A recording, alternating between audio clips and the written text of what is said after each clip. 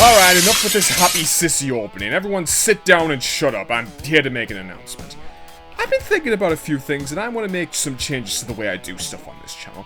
I feel like I'm not doing things right to really make me stand out as a YouTuber, so from this point on, there's going to be a few changes around here.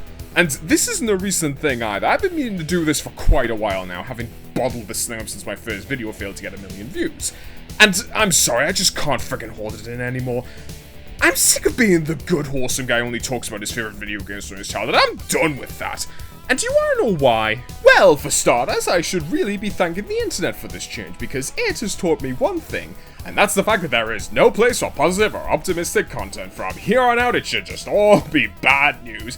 I mean, just look at the views all my previous videos got. Lame. Now, negativity, that's where it's at. I mean, come on, if you think about it, we thrive off of negativity.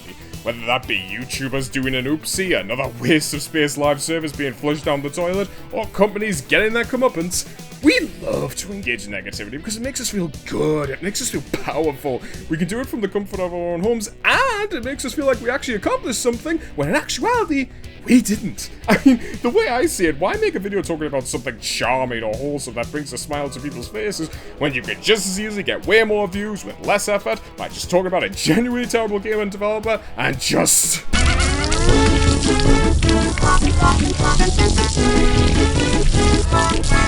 Oh, and there's nothing better than picking on a developer that doesn't even exist anymore. There's no greater feeling than being able to pull them apart without feeling any form of guilt. I mean, they're a bunch of talentless clowns without a single shred of common sense between them. Besides, they don't deserve mercy, they took your money after all. So it only seems fitting to ruin their lives by making a video about them, detailing their ineptitude. And that's exactly what I'm gonna do for this video. It's time that I become a completely apathetic person and talk about a game that I goddamn despise. You! My friend wasted his birthday money on your facade, you 40 megabyte freak. And since that day, I've been waiting to get my revenge on you for a long time. Well, today is the day. I'm gonna rip into you so hard, they're gonna need a goddamn microscope to help find the pieces. But before we go any further, shall we reveal the developer we will be naming and shaming for today's video? Drum roll, please! Hey, there he is! Data Design Interactive, the kings of recycling garbage into more garbage. How you been, buddy? Oh, what's that? Not so good since you were dissolved back in 2012? Good, perish you waste of space, shovelware peddler. Now, if you've been on the internet for any stretch of time, you know about Data Design Interactive. They were the ones that gave us this, and this, and this. Lazy, recycled shovelware that screams, I fooled your parents into buying me because it was cheap and the character on the box was recognizable to them. A wolf in sheep's clothing if I've ever seen one. But that's not the only familiar face I recognize, because you want to know who the publisher was? Yep, Blast Entertainment, a publisher that back in the 2000s was well known for publishing just the biggest load of licensing slop you have ever laid your eyes on. Garfield, Bob the Builder, Paddington, Postman Pat, freaking Little Britain. It didn't matter. This was their strategy. Get a big named IP, get a developer to create a game, preferably on the cheap, and in as short a time frame as possible, and scam both kids and parents into buying it because, oh, look, little Timmy, it's Mr. Bean, you like him, don't you? And you know what? I've just realized this now, but how fitting is that? Both Data Design and Blast Entertainment, a match made in heaven. I like to think of them as a villainous duo, like Harry and Marv from the Home Alone movies. Oh, the two of you are just perfect for each other, yeah. In the goddamn pits of hell. Alright then, let's get this game over with. Oh my god, that's rich. It has a multiplayer option, yeah. As if I'd subject someone else to play this pile of cat leavings and litter. No, Casper Scare School, I will be playing this game by myself because I don't want to subject my brother to this torture. I may be a hurtful, grumpy, narcissistic bully now, but I still care for my family.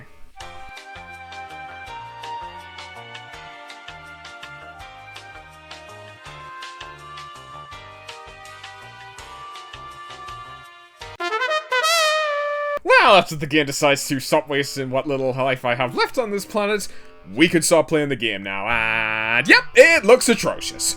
Quick reminder as well, there was no cutscene in between that. The game just text dumps us with an objective of the level, and off we go. Man, you know what, game? It would have been really cool if we actually got to see a cutscene of what was happening instead of this lazy wall of text. But then again, I'm talking to data design here, so I should keep my expectations low. And hey, while I'm complaining, let's have a look at Casper while we're at it as well. He looks like a mix of the Michelin Man and the Boss Baby. Yeah, that's all I've got to say. What, were you expecting a joke after that? Buddy, this is Casper's scare school from data design. It doesn't deserve a joke written about it. It is the joke. So, as you guys are watching this gameplay of me going around the mansion and collecting the 30 items needed to get this nightmare over as quickly and as humanly possible, you're probably wondering, how does the game play, Jolly? Terrible, thank you for asking. But you know what, while we're here, boy, do I have a few choice words for the controls. I would say that they were god-awful, but no, that's too easy for me. So let me explain it in this way. And if you're interested in playing along at home, please go right ahead. It'll make this much easier to explain, and at the very least I can share a small amount of that pain with you guys, and that just makes me feel better. So, imagine playing a third or first person shooter with your aim sensitivity turned up to the max. Okay, you with me? Now, imagine that, but trying to control Casper. Yeah, there is no in-between here. The game will just have Casper whip in that direction instantly. If that sounds terrible to control, that's because it is. He's definitely not like Spyro, where the purple dragon skids to a halt before repositioning himself. And that halt is extremely appreciated because it gives me time to reacquaint myself with the new direction. God, now that I think about it, I'd rather be playing that game than this pile of trash. But of course, Casper's Scare School doesn't have anything like that. And that's not the only thing that really chafes my sack. The other thing being the fact that he runs way too quick. And in a cramped area like the mansion, where you are constantly having to go through small doorways, you'll find yourself bumping off the edges. Christ, it's like trying to thread a needle while you're rat-arsed. Oh, but don't worry guys, to make up for all these shortcomings, you're given plenty of time to find all 30 items. So that makes my argument still and void, right? Right, level 2. We gotta drive the school ship, I guess, and pick up the other school kids for our day at Scare School. Wait, so am I controlling Casper driving the boat, or am I controlling the bus/ship driver driving the boat? Whatever, I don't care. The kids need their education and I'm on the job. Behold! Control V City! Nothing but copy and pasted assets as far as the eye can see! Man, that guy will have a story to tell when he gets into work. Oh, I'm sorry I'm late, boss. This giant ship came out of nowhere and almost wiped me out. Crazy, huh? Peter, you're fired. Ah, bummer. So, were you expecting the game to get any better? Buddy, if you had said that to me, I would have assumed you would have had a lobotomy. Nope, controls are stiff and hitting the ground stops you from moving, so you have to slowly aim upwards before taking off again. But I will give them this. The speed of the ship, hell's bells, what is up with the speed? You go from 0 to 100 like that. You know what? I'm actually gonna see this as more of a blessing. At the very least, I will respect the game for not wasting any more of my time. Level 3, we're racing our fellow classmates around the Scare School, and you know what? Isn't it funny that the level is so poorly designed that the devs had to add in an arrow to tell you which way to go? No, guys, don't put in an effort to make a better track. Just have an arrow point the way to the checkpoints. We're making this for kids after all. They don't understand good track design. Well, you know what? Neither do you guys, because your asinine level design tricked me into thinking that I was going the right way. I mean, just look at this shot here. Where do you think I need to go?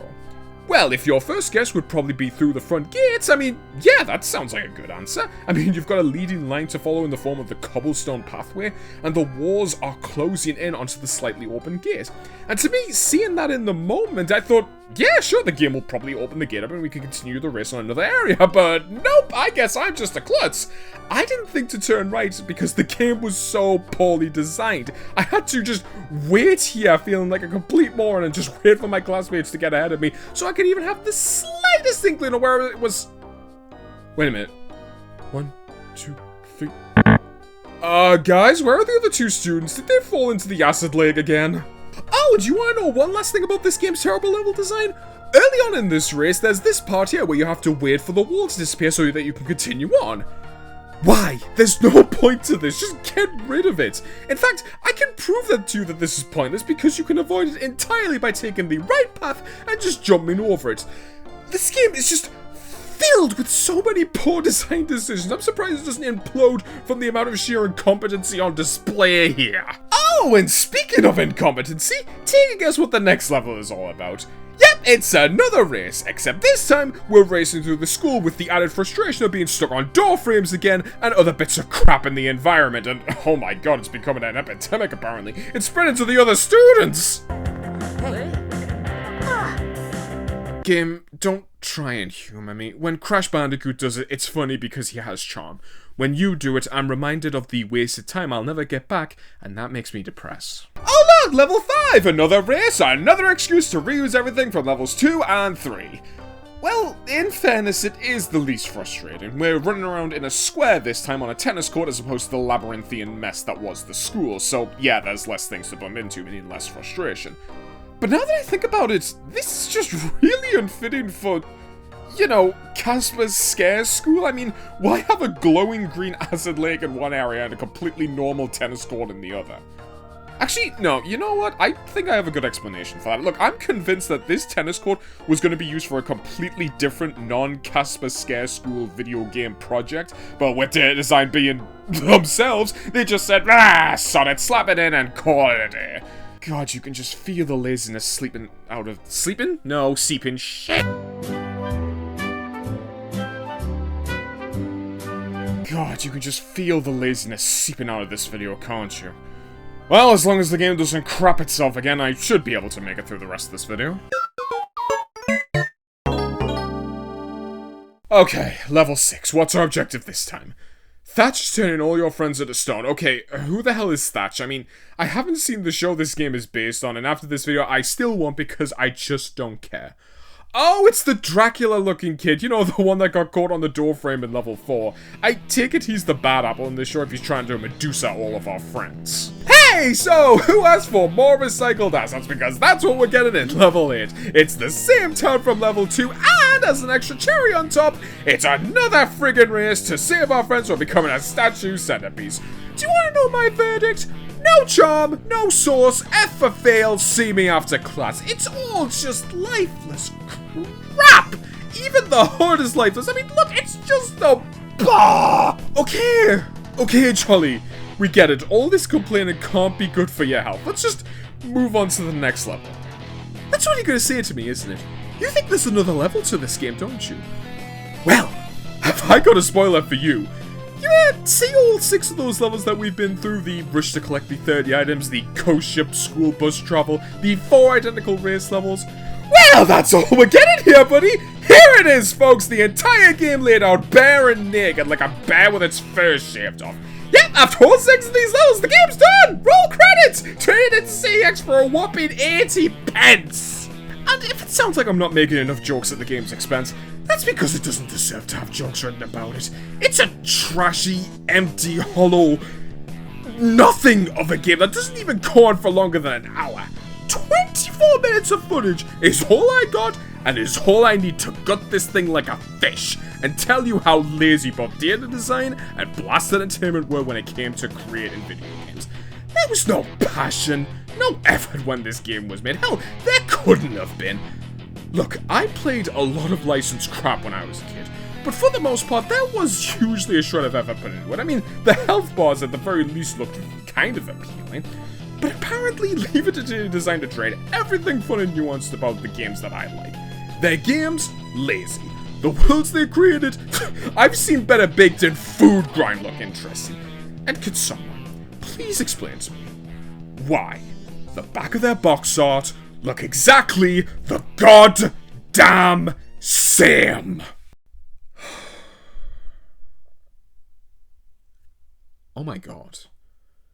Oh my god, that was fun. I mean, what the hell happened to me during this video? I feel great. I feel powerful.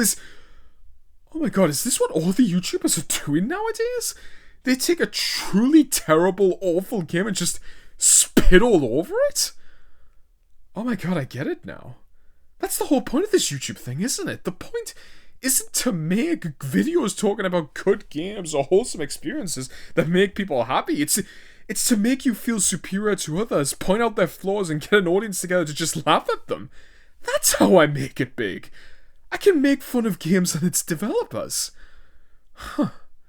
looks like we've got a few new ideas for some future videos. I mean, I can think of a few off the top of my head. Superman 64, Sonic 06. Oh, that Golem game from a few years ago.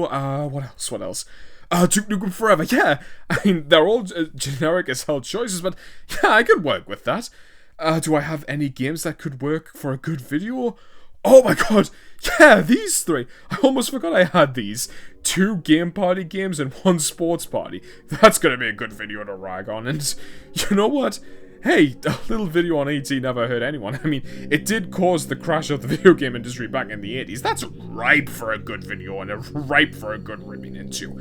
I mean, the pain I get from playing these games, this is gonna be something I'm gonna have to get used to. But hey, it'll all be worth it. And you know what? I think for my new outlook, I just have a new name to go along with it.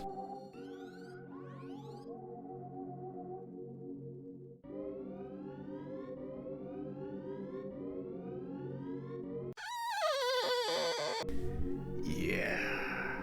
Perfect. This is the new me from now on. So you better get used to it. And to those of you who think that this isn't the real me, this is not who I am, you're being a very bitter and spiteful person, or you just think I'm being insufferable now. Buddy, I've got a lot more videos coming up. You ain't seen nothing yet.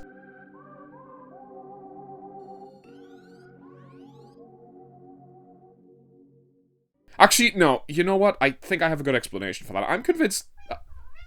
Oh, hello, cat. Hello. No. Say hi to the audience. Come on, meow.